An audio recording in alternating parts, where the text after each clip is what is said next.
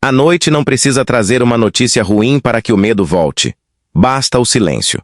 O trabalho terminou, os compromissos ficaram para o dia seguinte, a cidade diminuiu o ritmo e dentro de casa resta apenas uma luz acesa iluminando parte do quarto.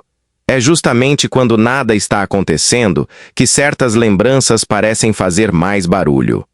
Lília Cabral passou décadas diante das câmeras, atravessou estúdios, novelas, palcos e personagens capazes de suportar perdas que pareciam impossíveis. Mas existe uma palavra que, para ela, nunca pertenceu inteiramente à ficção: câncer. Esse temor não nasceu de uma personagem nem de uma história escrita para a televisão. Ele vem de muito antes, de quando Lília ainda era jovem demais para compreender por que alguém que amamos pode adoecer, e apesar de todo o desejo de salvá-lo, simplesmente não conseguimos impedir a despedida. Sua mãe, Almedina Cabral, enfrentou um câncer no pâncreas, e Lília acompanhou de perto uma experiência que deixaria uma marca profunda em sua relação com a doença e com a própria ideia da morte. O mais perturbador nessa memória não precisa ser reconstruído através de cenas dramáticas de hospital, aparelhos ou últimos suspiros. Há algo muito mais humano e talvez mais doloroso. Imaginar aquela jovem percebendo pouco a pouco que amor algum oferece controle absoluto sobre o destino de quem está ao nosso lado. A mãe que durante tantos anos representara presença, proteção e familiaridade, agora estava diante de uma doença contra a qual a filha não possuía nenhuma resposta. E algumas experiências não desaparecem simplesmente porque o calendário avança. Décadas podem passar, uma carreira inteira pode ser construída, aplausos podem ocupar teatros e milhões de brasileiros podem conhecer seu rosto, mas a memória emocional não obedece à mesma contagem do tempo. Lília também já falou publicamente sobre ter enfrentado síndrome do pânico e sobre medos ligados à doença e à morte, e é nesse ponto que sua história ganha uma dimensão diferente. Não se trata de afirmar que todas as noites sejam literalmente iguais ou de transformar sua intimidade em um diagnóstico permanente, mas de compreender como uma perda tão precoce pode continuar ecoando muito depois do acontecimento que a originou. 2 anos depois de essas experiências voltarem a chamar a atenção pública, o que permanece impressionante não é uma nova revelação, e sim o peso daquela memória antiga. Porque durante o dia existem horários, câmeras, pessoas, conversas, textos para decorar e decisões a tomar. A mente tem onde se ocupar.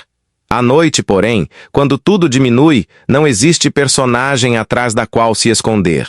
A atriz conhecida por interpretar mulheres determinadas volta a ser simplesmente Lília, e talvez seja justamente aí que apareça a contradição mais desconcertante de sua trajetória. Diante das câmeras, ela aprendeu a representar abandono, luto, raiva, coragem e recomeço. Fora delas, existe uma lembrança que nenhuma direção pode interromper com um corta. A morte da mãe aconteceu há muitas décadas. Mas a menina que descobriu naquele momento que as pessoas que ama não são invulneráveis, permaneceu em algum lugar de sua memória. E isso muda completamente a pergunta. Já não importa apenas saber do que Lília Cabral teve medo, mas entender o que acontece quando uma mulher capaz de dar vida a personagens extraordinariamente fortes carrega, por trás dessa força, um temor construído justamente no período em que ainda estava aprendendo a enfrentar a própria vida. Antes de aprender o que significava ser reconhecida nas ruas, Lília Cabral já havia conhecido uma experiência muito mais definitiva.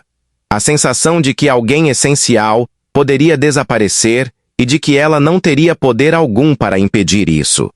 É possível enxergar essa fase de sua vida como se 2 Lílias caminhassem lado a lado.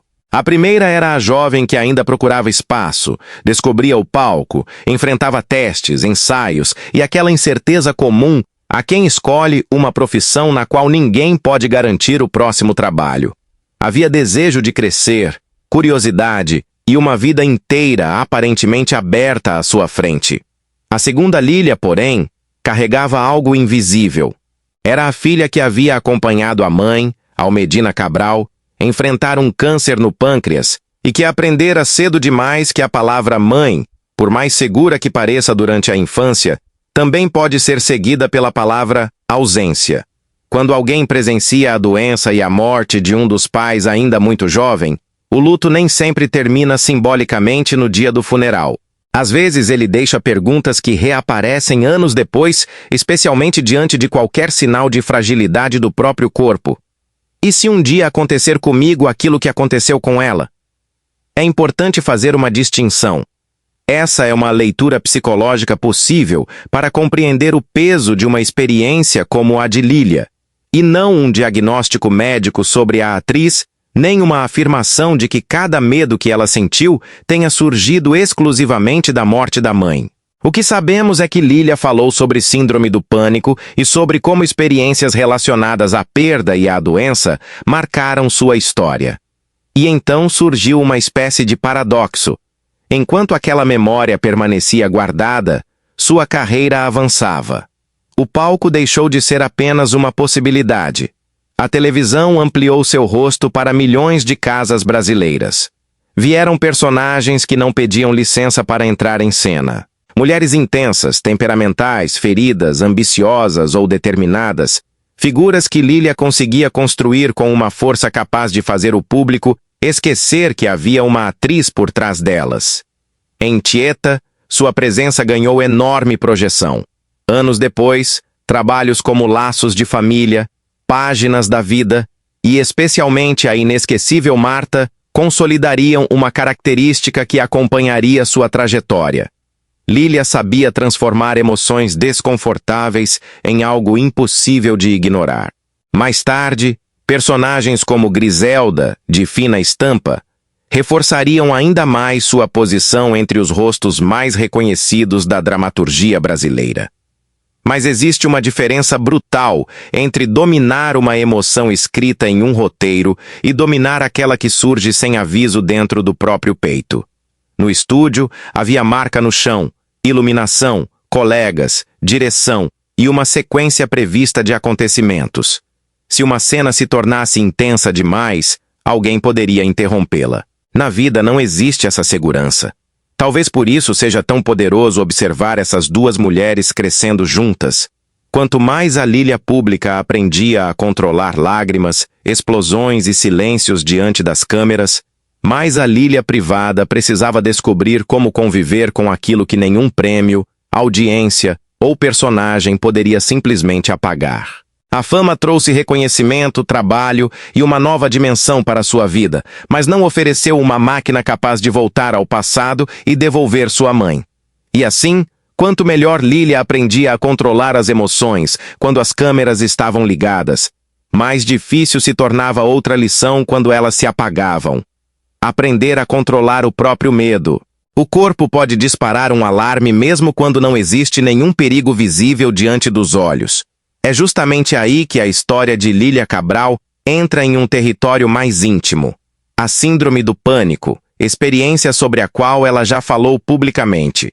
Uma crise de pânico, de maneira geral, pode envolver uma sensação súbita e intensa de ameaça, acompanhada por reações físicas como coração acelerado, falta de ar, tremores, tontura ou uma impressão de perda de controle. Isso não significa, porém, que todas as pessoas vivam essas crises da mesma maneira, e seria incorreto colocar na boca de Lilia sensações específicas que ela nunca descreveu. O ponto mais importante de sua história está em outro lugar. Para ela, a palavra câncer não representa apenas uma doença conhecida através de exames, campanhas de prevenção ou histórias de outras pessoas. Existe um rosto associado a essa palavra, o de sua própria mãe. Almedina Cabral morreu vítima de um câncer no pâncreas, e aquela perda aconteceu quando Lilia ainda era muito jovem. Por isso, falar de doença, envelhecimento e vulnerabilidade física inevitavelmente ganha outro peso quando observamos sua trajetória. É como se 3 momentos de sua vida pudessem ser colocados diante do mesmo espelho. Primeiro aparece a jovem Lilia, ainda tentando compreender a morte da mãe e descobrindo que determinadas perdas não podem ser negociadas. Depois surge a mulher adulta que, enquanto construía uma carreira cada vez mais sólida, precisou lidar também com episódios de pânico e com seus próprios medos. E finalmente encontramos Lilia no presente, depois de décadas de trabalho e já em uma fase da vida na qual o tempo deixa de parecer uma ideia abstrata. O mais fácil seria transformar essa sequência em uma previsão sombria, sugerindo que ela estaria destinada a repetir a história de Al-Medina. Mas não existe base para afirmar isso. Não há razão para inventar um câncer, uma internação, um AVC ou qualquer outra doença grave que não tenha sido confirmada. A verdadeira tensão está justamente na ausência dessa tragédia.